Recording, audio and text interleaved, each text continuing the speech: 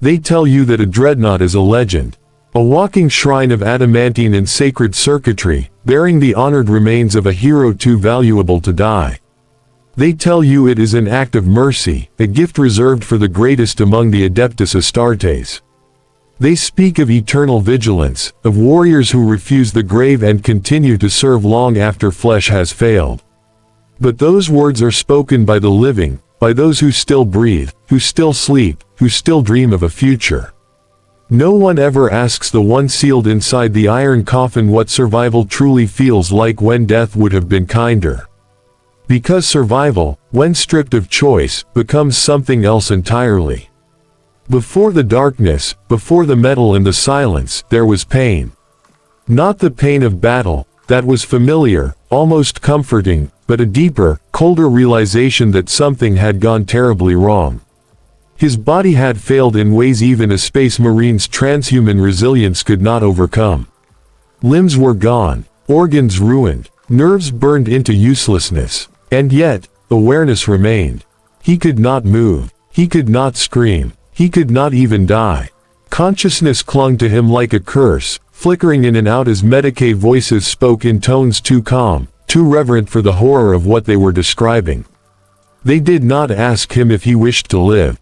They spoke of duty, of honor, of sacrifice, of how his service to the Emperor was not yet complete.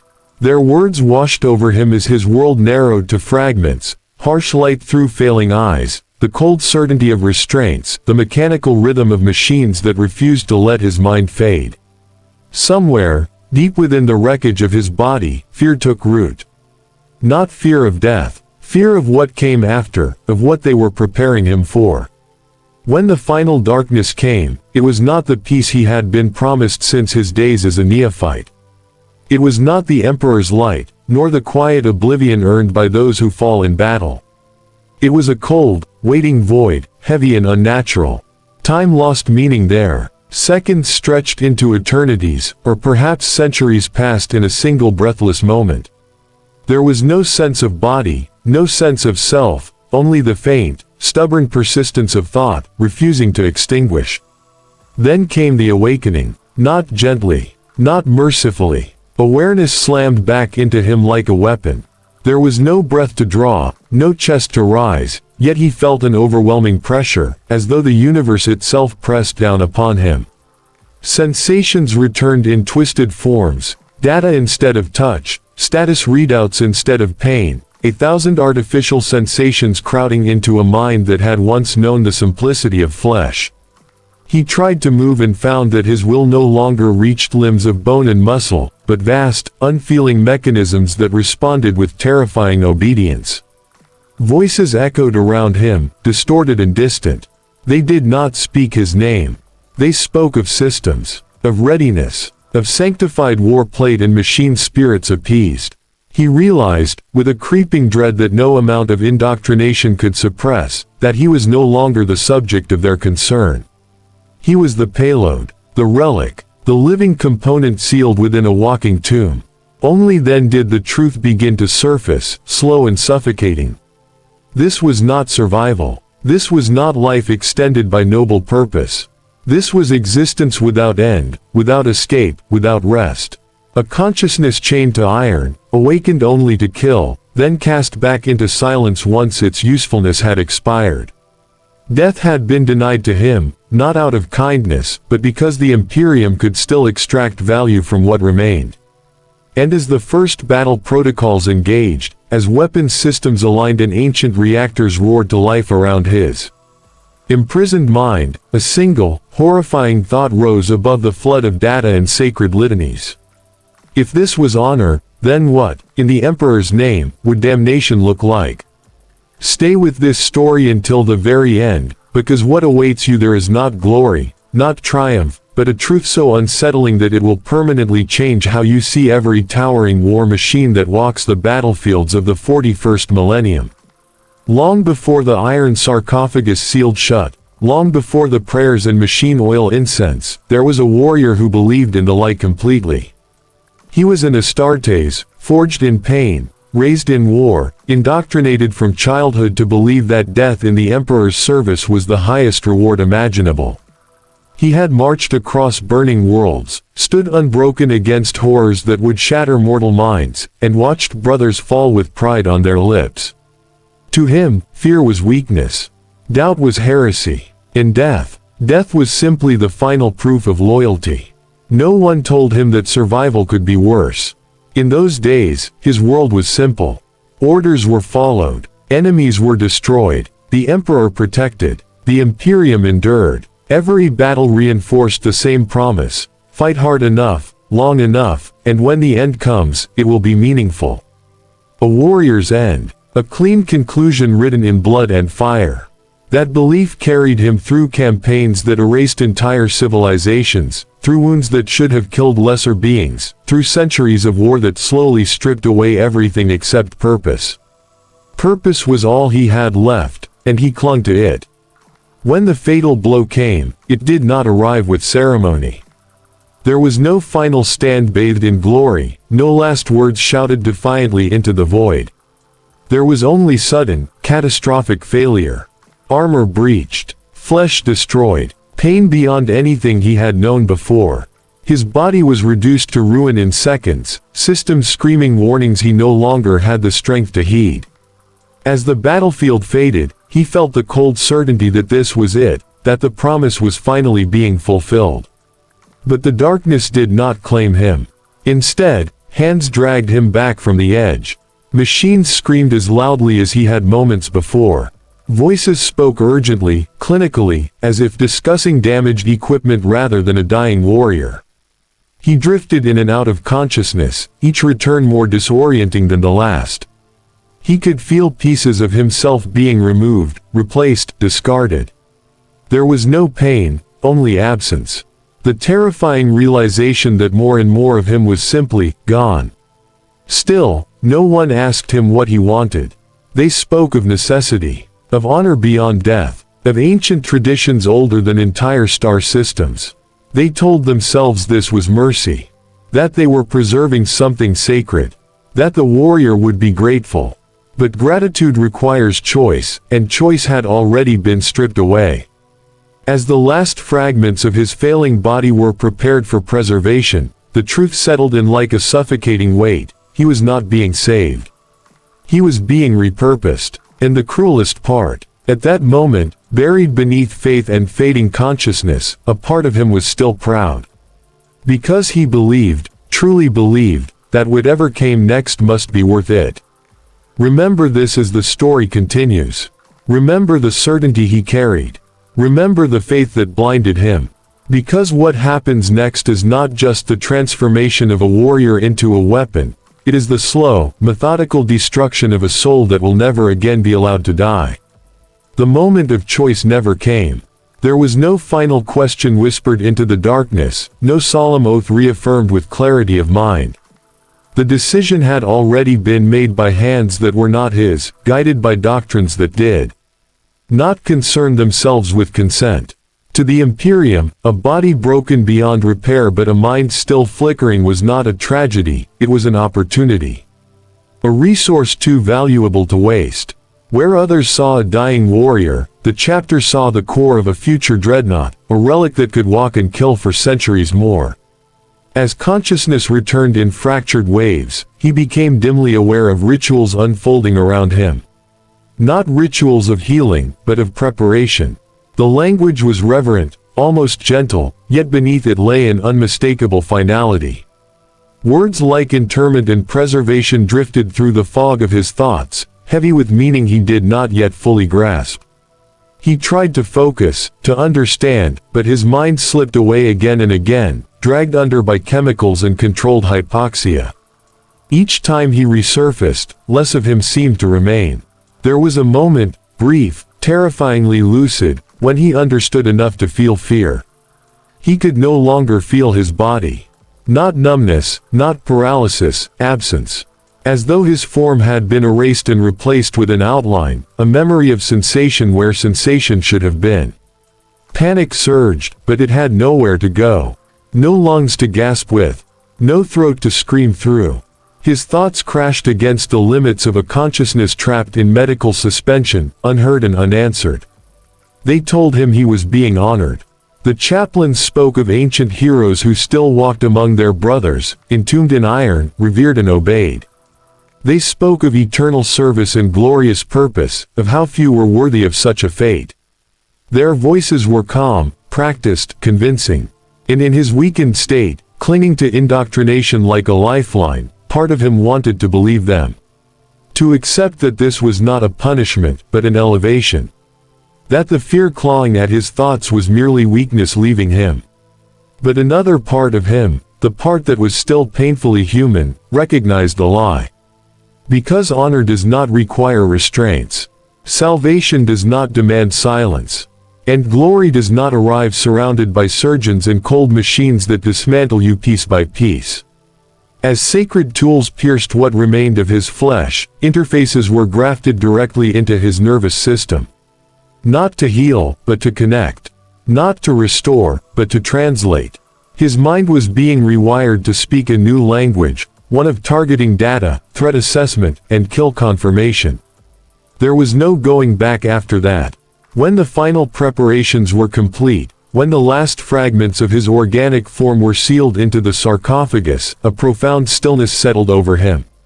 Not peace. Not rest. A suffocating suspension, like being buried alive beneath layers of adamantium and prayer. He floated in a sensory void, aware only of his own thoughts and the faint hum of systems that would never sleep. This was the moment the warrior died. And this was the moment the Dreadnought was born. Except death, he would soon learn, would have been far kinder. Awareness did not return gently. It arrived like a system reboot forced upon a consciousness that had not asked to be restored. Data flooded in before thought could form. Status confirmations, power levels, weapon integrity, an avalanche of information that drowned out instinct and memory alike. He did not open his eyes, because he no longer had any. Instead, the world resolved itself through external sensors, filtered and interpreted by machines that decided what he was allowed to perceive. For a moment, if moments could still be measured, he believed himself blind. Then understanding struck, sharp and disorienting. Sight had been replaced, sound translated, touch reduced to pressure readings and impact alerts. The familiar intimacy of flesh was gone, stripped away and replaced with something vast, distant, and horrifyingly precise. He could feel the weight of his new form without truly feeling it, a mass of armored plating and weaponry responding to impulses that once moved hands and feet. He tried to breathe. The instinct was automatic, deeply ingrained, and utterly meaningless now. There was no air to draw in, no lungs to fill, no rhythm to steady a racing mind. Panic surged, but the machine did not care.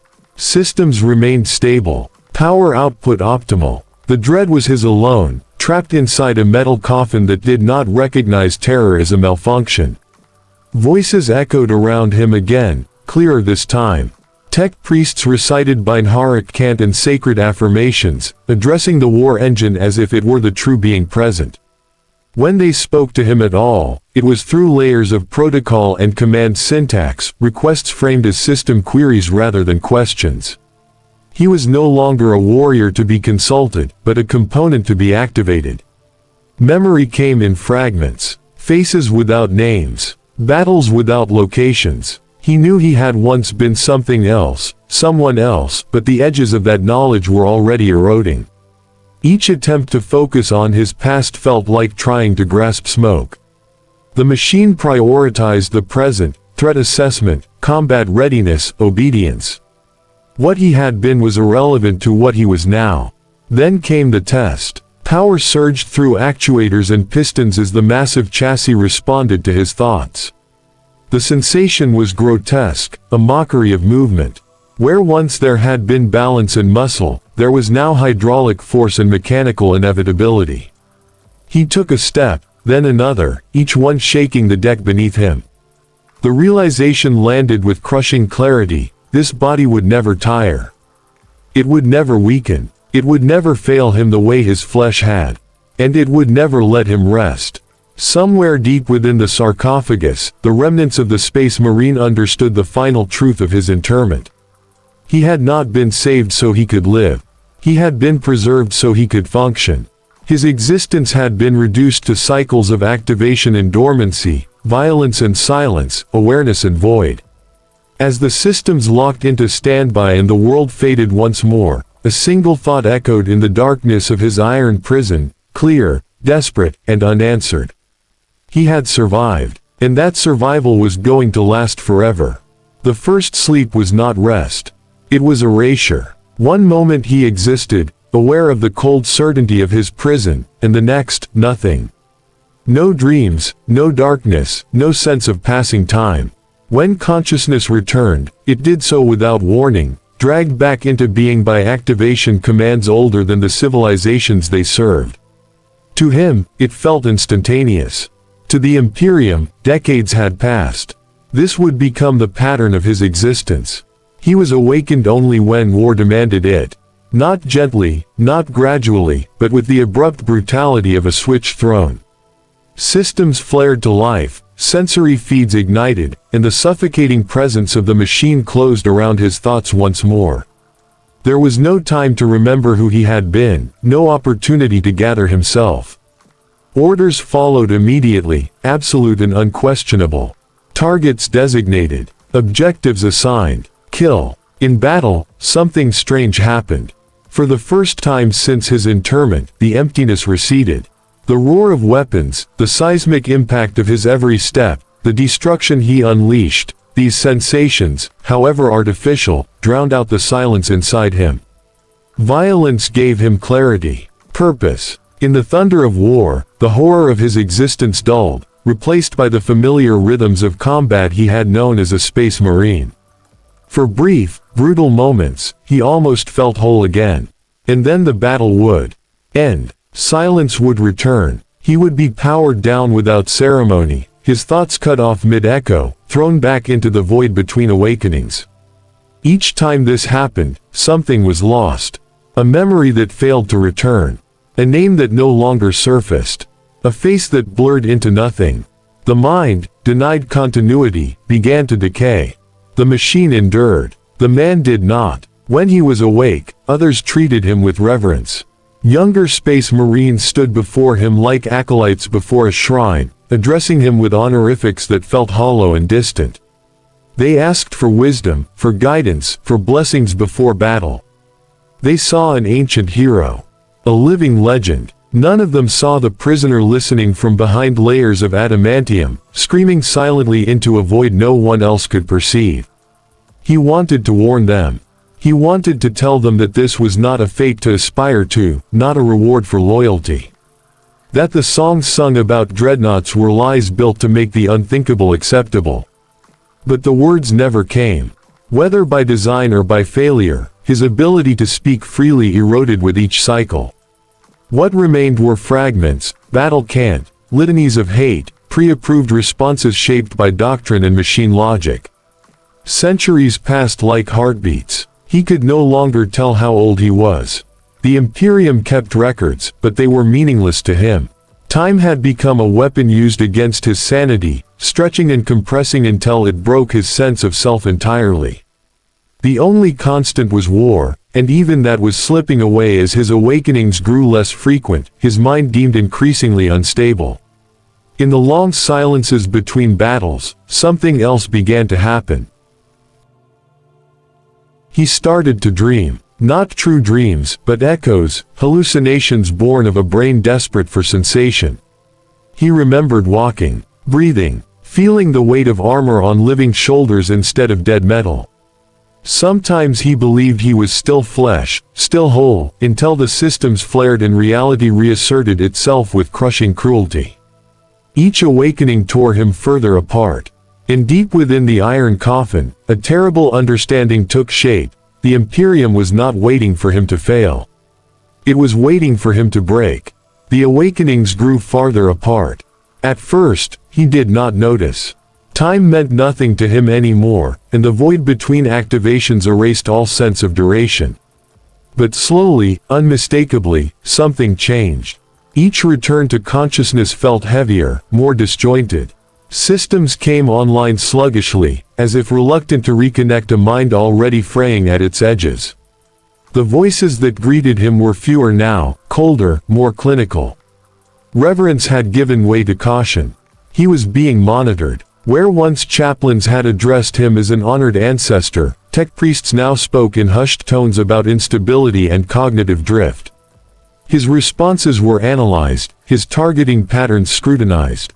Moments of hesitation, of confusion, of misplaced aggression were logged and archived. The Imperium does not fear many things, but it fears losing control of its weapons. And that was all he was now.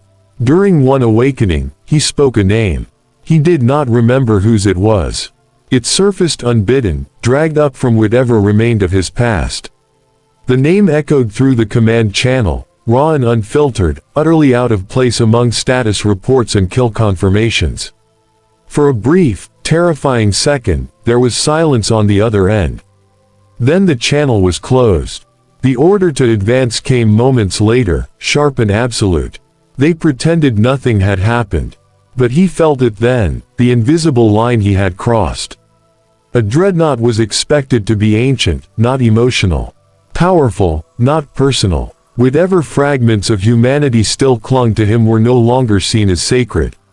They were flaws. And flaws, in the Imperium, are corrected. Sleep followed that battle, deeper than before. When he awoke again, something had been altered. The edges of his thoughts felt duller, blunted. Memories that once returned in fragments now failed to surface at all.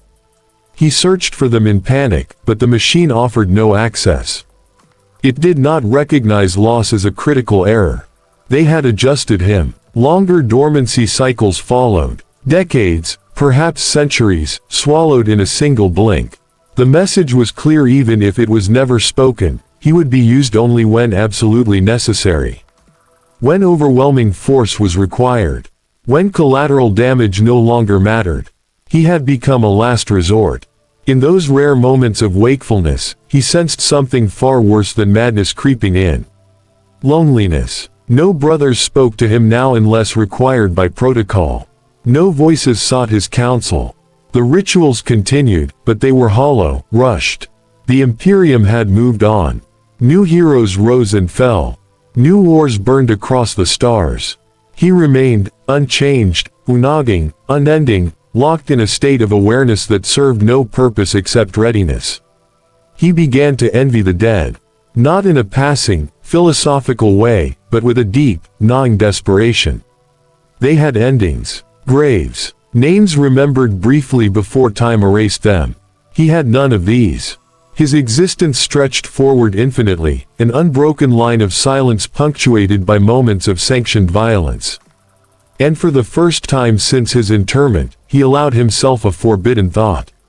If he could no longer die, then perhaps the only escape left was to make them afraid to wake him ever again. The next awakening came too quickly. There was no gentle transition from void to awareness, no time for the mind to stabilize. Power surged through his systems abruptly, violently, as if urgency had overridden caution. Alarms chimed at the edges of his perception, data streams colliding and overlapping. Something had gone wrong. He felt it immediately, not as fear, but as a jagged instability tearing through what remained of his thoughts. Orders followed, fragmented and contradictory. Advance. Halt. Target confirmed. Target lost. The machine struggled to reconcile commands that arrived out of sequence, layered over one another by panicked operators. The Imperium had woken him because it had no better option, and in doing so, it had gambled with something it barely understood. His mind, already stretched thin by centuries of enforced silence, buckled under the strain. Memories flooded back all at once. Not as a coherent past, but as a violent collision of identities. He was a space marine charging through smoke and blood. He was a dreadnought standing immovable amid ruin. He was a brother, a weapon, a relic, a mistake. The boundaries between then and now dissolved, leaving only rage and confusion in their wake. He moved before the order to advance was complete. The ground shook beneath his steps as weapon systems spun to life, responding to impulses no longer filtered by discipline. Targets appeared in his vision, enemy signatures, friendly transponders, environmental hazards, all bleeding together in a chaotic mess of data. The machine demanded resolution, it demanded action, and he gave it violence. Bolter fire roared, heavy and relentless, tearing through everything in its path. Explosions blossomed without discrimination, shrapnel screaming across the battlefield. Somewhere in the chaos, friendly voices shouted his designation in alarm, their tone shifting from command to fear. He registered the change dimly, distantly, as if observing it from behind thick glass. For the first time in centuries, the living feared him. The realization was intoxicating. They had sealed him in iron, silenced him, reduced him to a tool. Now they scrambled to contain what they themselves had created. Restraint protocols triggered, emergency shutdown commands issued in rapid succession. The machine resisted, prioritizing combat efficiency over external control. His consciousness surged against the limits imposed upon it, desperate, furious, alive in a way it had not been for ages. Then came the kill switch. Power drained from his systems in an instant, severing thought mid-rage. The battlefield vanished, replaced by the cold, familiar nothingness of forced dormancy. But this time, something followed him into the dark. Awareness. They had failed to erase it completely. In the silence that followed, as centuries threatened to collapse once more into a single, endless moment, a new truth settled within the iron coffin. He had crossed a line from which there was no return. The Imperium would never fully trust him again. They would not destroy him, such waste was unthinkable, but they would not wake him lightly, either. He had become a problem to be managed. A relic too dangerous to forget. And in the darkness, alone with his thoughts, he understood the final cruelty of his existence. They would keep him alive. But they would make absolutely certain he was never truly free again. There was no battle this time. Awareness returned slowly, unnaturally, like a mind surfacing through layers of sediment. Systems came online in fragments, each one carefully throttled, deliberately restrained. Power levels were capped, weapons remained locked, mobility protocols were disabled before he could even test them. The message was unmistakable long before any voice confirmed it. This was not an activation. This was containment. Tech priest voices filtered in through heavily restricted channels, stripped of ceremony and reverence. They spoke in measured tones, reciting diagnostics and sanctified equations, their concern no longer with readiness for war, but with stability. His thoughts were monitored in real time now, parsed and categorized like data anomalies. Where once he had been addressed as an honored ancient, he was now spoken about as a liability. He remembered enough to understand why. The last battle lingered in his fractured mind, uncontrolled fire, misplaced targets, the sudden, delicious terror in the voices of those who had once commanded him without hesitation. That fear had marked him.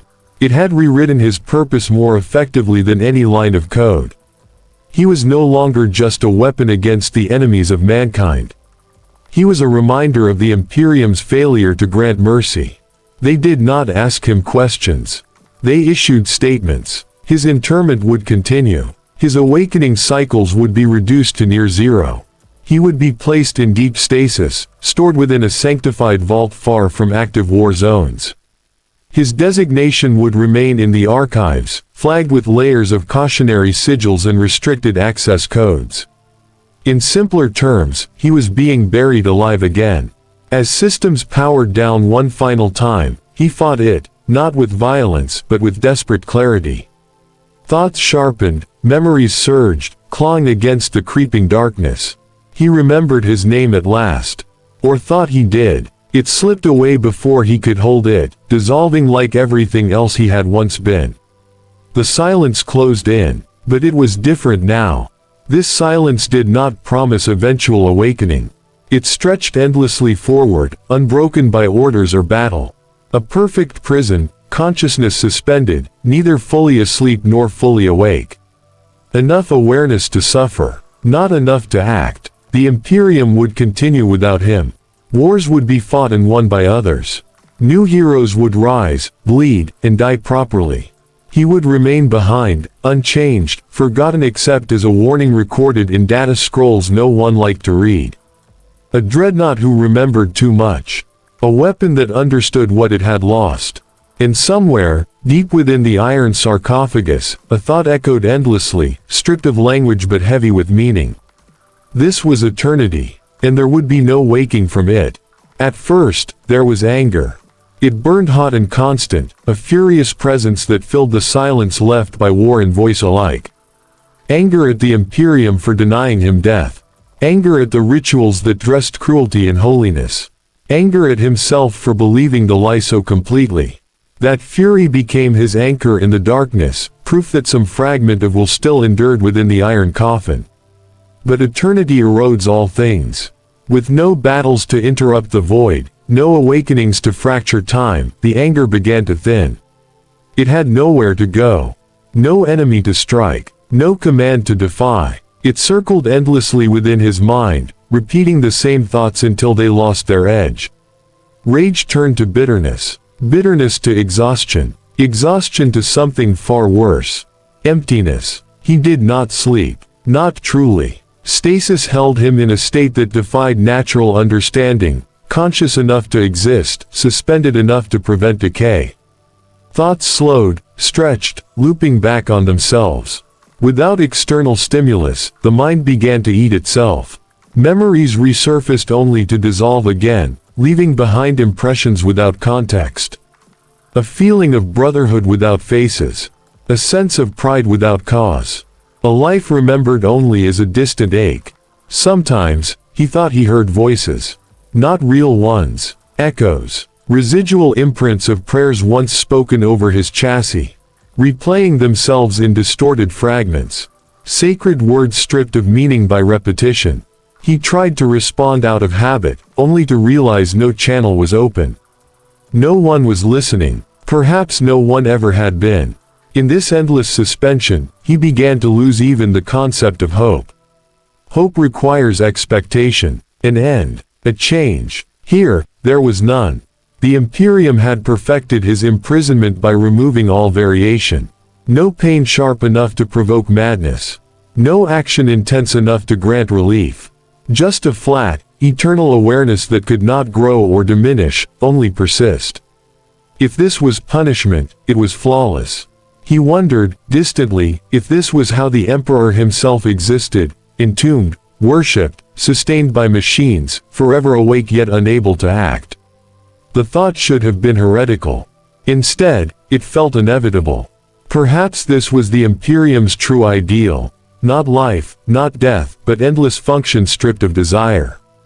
As time, or whatever passed for it, dragged on, something finally gave way. Not the machine, the mind. Thoughts slowed further, then fractured. Long stretches passed where he could not remember why he existed at all. The concept of being a warrior faded. Then the idea of being anything beyond awareness began to unravel. What remained was a dim, persistent sense of a presence without identity. And in that hollow state, a final realization surfaced, quiet and devastating. This was not survival. This was not even suffering anymore. This was erasure stretched across eternity, carefully engineered so that it would never quite be complete. There was no moment when it ended. No final thought. No last scream swallowed by the void. The Imperium does not grant conclusions to things it intends to preserve. It simply allows them to fade.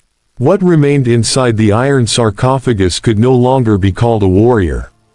The memories were gone now, not misplaced or fragmented, but erased by time and silence. Names, faces, oaths, battles, all dissolved into nothing. Even hatred had burned itself out, leaving behind a vast, empty stillness where emotion once lived. The machine continued to hum softly, its systems eternal, patient, uncaring. Awareness lingered, but it was thin. Diffuse. More like a shadow than a mind. If a voice were to speak to him now, he would not understand it. If war were to call, there would be no recognition of purpose. The thing sealed within the dreadnought no longer knew what it was, only that it existed. An echo without origin, a consciousness stripped down to its most basic, cruel function, to remain. And somewhere far above, in halls of stone and steel, the Imperium continued its rituals. Data scrolls listed the Dreadnought as dormant, contained, preserved for future necessity. No record spoke of the cost. No archive acknowledged the soul entombed within. To the Imperium, this was success. Efficiency. A problem solved without waste. Perhaps one day, in some desperate future, they would wake the machine again. If they did, it would rise and fight. The systems would function. The weapons would fire. The war engine would perform exactly as designed.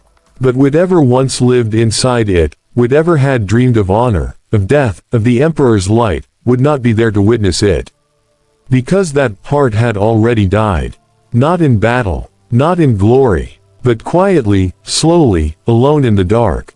And that is the true horror of the Dreadnought, not that it walks forever, but that it lives long enough to forget why it ever wanted to.